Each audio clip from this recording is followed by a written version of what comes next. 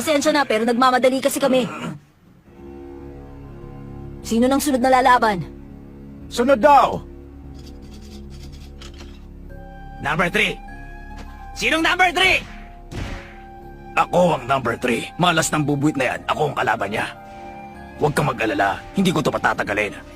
Para sabihin ko sa'yo, hindi ako katulad ng basurang yan. Mas malakas ako. Basura? Tama, yun nga ang sabi ko. Ang basura'y basura.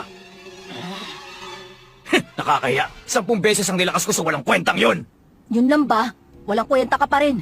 Hinahamon mo talaga ako, ha? Mas lumalakas ng dihamak ang aura nilang dalawa kapag nahaharap na sila sa isang laban.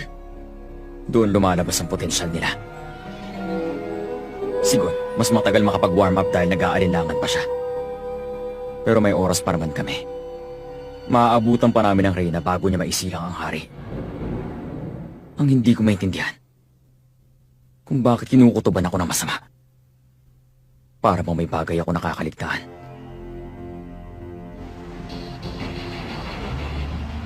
Hindi ako mapakali sa hindi ko malamang dahilan. Nakikita mo ba to, Peggy?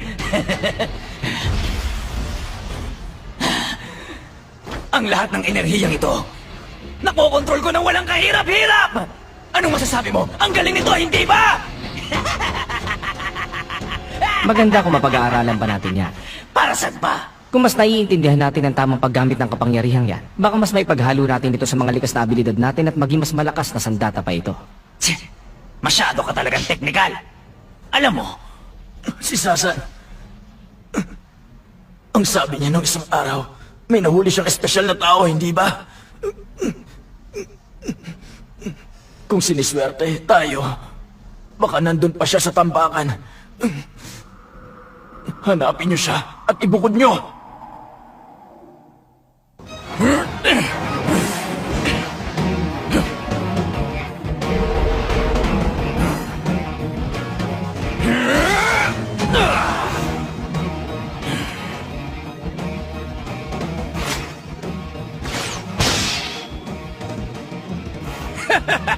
Baliwala yan! Sintigas na bato ang balat ng buong katawan ko! Kahit ilang beses mo pa akong tirahin ng ganyan, hindi ako tatablan. Nagpapagod ka lang. Sabi mo eh.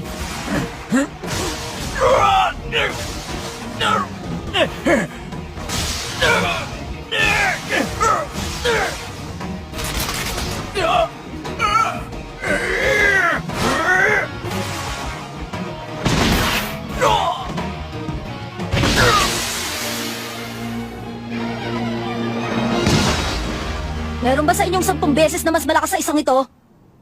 Maganda ang kinalalabasan nito. Mukhang madali lang matalo ang mga leader ng pangkat nila. Maaari gayang nag-aalala lang ako sa wala. Tama na nga! Ako nang lalaban! Number 2! Ah!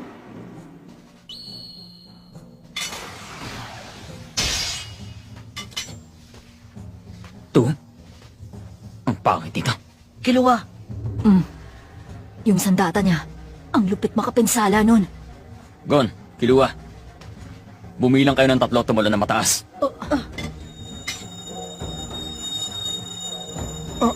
Ano itong matinding pagkasindak na nararamdaman ko?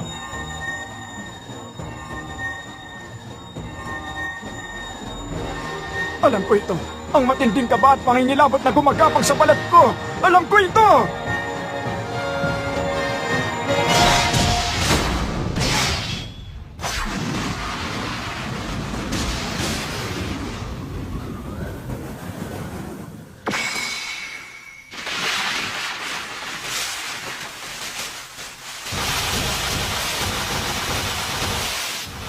Naaalala ko na.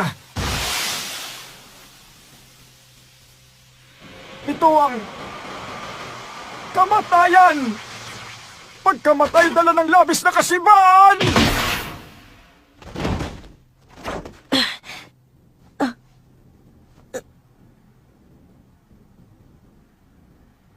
Alis na. Wala nang ibang paraan gamitin ang karit na yun kundi sa ganung teknik. At gaya ng sabi ko, hindi yun mawawala hanggat hindi ko ginamit. Ay, pahirap talaga sa buhay. Eh di bakit yung panapili mong ability? Habang papalapit tayo, mas lalo kayong dapat mag-ingat. Huwag niyong iisipin na magiging madali lang ang lahat. Ayos ka lang ba? Mas lalong titindi ang mga kalaban natin habang nagtatagal. Kapag naawa ka sa kalaban, hindi mo magagawa ang kinakailangan. Ayos lang ako. Wala akong awa para sa mga nilalang na basura lang ang tingin sa mga kasamahan nila. Delikado ang ganyang pag-iisip. Kung may makalaban kang isa sa kanilang hindi ganon, papano na? Papalapit na ng papalapit sina Kite, Gon at Killua sa pugad ng Chimera Ants. Magtagumpay kaya sila sa pagpigil sa pagsilang ng hari.